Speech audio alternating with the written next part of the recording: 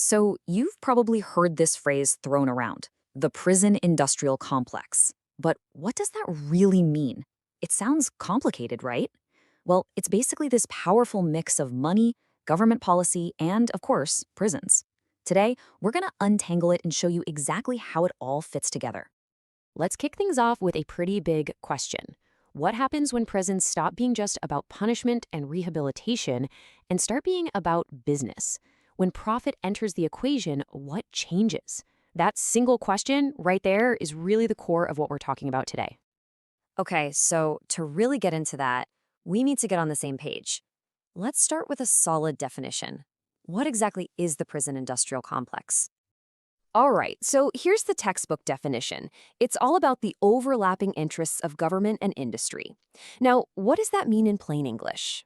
It means that using prisons, policing, and surveillance becomes the go-to solution for all sorts of problems. Not just crime, but big, messy social and economic issues too. The best way to picture this whole thing, think of a giant, sticky spider web. It's not one single bad guy or one company. No, it's this tangled network of different groups, all with their own interests, but they're all connected. And they all kind of prop each other up. That web is what makes the system so powerful and honestly so tough to even think about changing. So, who are the spiders in this web? Who are the key players? Let's break it down. And this network is way bigger than you might think. Of course, you've got government agencies and private prison companies, but it doesn't stop there. Think about the construction companies that land huge contracts to build new prisons, or the tech firms that sell all the surveillance gear, the cameras, the software. It's this whole ecosystem, really, of businesses that make money from people being locked up. And here's the thing, every player has their own reason for being there. For the government, maybe it looks like an easy way to handle complex social problems.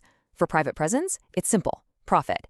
For other big companies, it's a goldmine of construction contracts, service deals, and even cheap labor. And you might not think about this, but for some small rural towns, a new prison can mean jobs. Their entire local economy can end up depending on it. So you see how all these separate interests start to line up? It creates this massive, powerful incentive to just keep the system growing. Yeah, that economic piece is absolutely crucial. If you really want to understand how this all works, you've got to do one thing: follow the money. Okay, so check out this profit pipeline. It's like a cycle that feeds itself. Step one, politicians pass tough on crime laws. You've heard of these, right? Things like mandatory minimum sentences or three strikes laws. Step two is pretty predictable. The prison population goes way up. All these new laws mean more people are getting locked up for longer.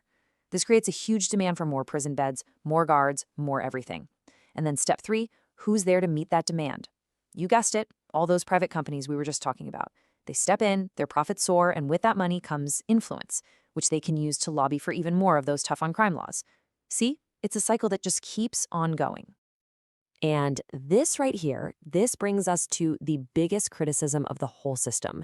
The major concern is that decisions about who gets locked up and for how long start being driven more by profit than by what's actually good for public safety.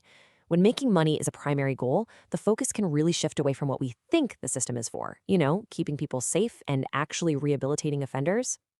Okay, so this isn't just about numbers on a spreadsheet. This whole financial engine has massive, real-world consequences. And that leads us to what is, without a doubt, the most important piece of this whole puzzle: the human cost. So, on paper, the justice system is supposed to be about public safety and rehabilitation. That's the stated goal. But critics point out that the reality on the ground looks very, very different. They argue that this system ends up hitting marginalized communities the hardest. We're talking disproportionately affecting people of color and the poor. And that massive gap between the official goal and the actual lived impact, that is the absolute heart of this entire debate. All right, so with all these heavy critiques on the table, the natural question is, what's the solution? Where do we go from here? And that brings us to our final section, the call for reform. The people who are critical of the system aren't just asking for small adjustments. They're calling for some really big, fundamental changes. First, sweeping criminal justice reform. Second, they're pushing to seriously explore alternatives to just locking people up. And third, and this is a huge one, they want to reduce the power that private companies have to influence government policy on crime and punishment. So we kind of end up right back where we started with that one big lingering question. If profit is a major player in how we punish people, then what is the real purpose of our prison system? Is it truly about justice? Is it about rehabilitation? Or has it morphed into something else? That's the tough question at the core of the prison industrial complex, and it's definitely something to chew on long after this is over.